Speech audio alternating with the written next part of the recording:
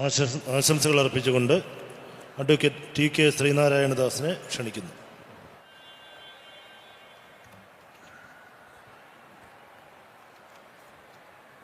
ആദരണീയനായ Sivagiri Dharmasangham trust president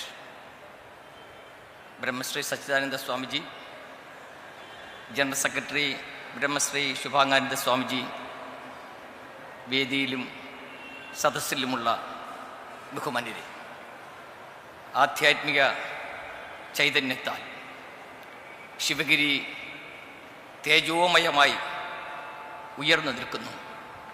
കാലാതീതമായ മഹിമയോടെ Sivagiri ഭാവി ശ്രേയസ്സിനുള്ള ശൃംഗേരിയാണ് എന്നാണ് വിശേഷിക്കപ്പെട്ടിട്ടുള്ളത്.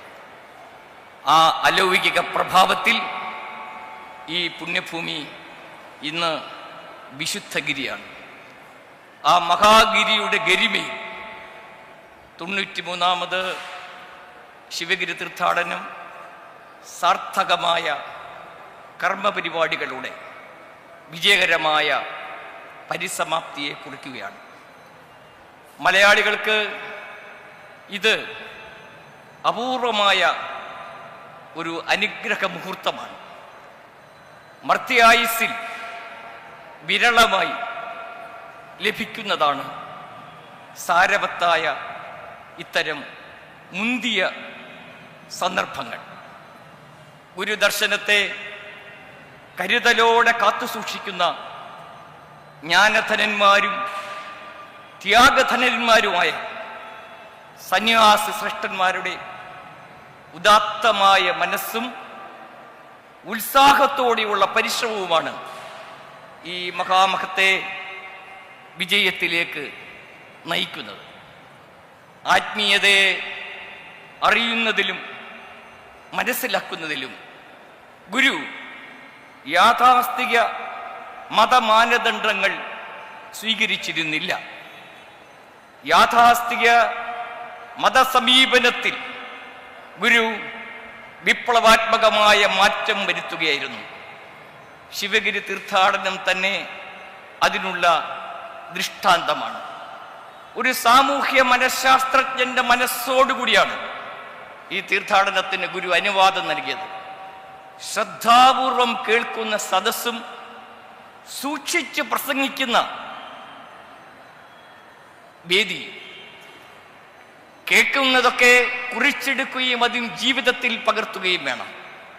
പ്രസംഗകർ സംശയരഹിതമായി സ്വയം ബോധ്യമുള്ള കാര്യം മാത്രമേ ഇവിടെ പറയാവൂ. വാക്ക് സൂക്ഷിച്ചുപയോഗിക്കണം. വാക്ക് കാലത്തിൻ്റെ ശബ്ദമാണ്. വാക്ക് പ്രയോഗിക്കുന്നത് നാവിൽ നിന്നാണെങ്കിലും അതിൻ്റെ പൊരുൾ വരുന്നത് ഹൃദയത്തിൽ നിന്നാണ്. പറഞ്ഞ വാക്കിൻ്റെ അടിമയാണ് നാം, പറയാത്ത വാക്കിൻ്റെ യജമാനൻ. അതുകൊണ്ട് ഇവിടെ പറയുന്ന വാക്കുകൾ സംശയരഹിതമായി ബോധ്യമുള്ളതാവണം. ഇവിടെ നിൽക്കുമ്പോൾ നമ്മുടെ എല്ലാം അഭിലാഷങ്ങൾ ഒന്നായി മാറുകയാണ്. ഈ മഹാഗിരിയുടെ താഴ്വരയിൽ നിൽക്കുമ്പോൾ അവരിനു വേണ്ടി എന്നാണ് ഗുരു പറഞ്ഞത്.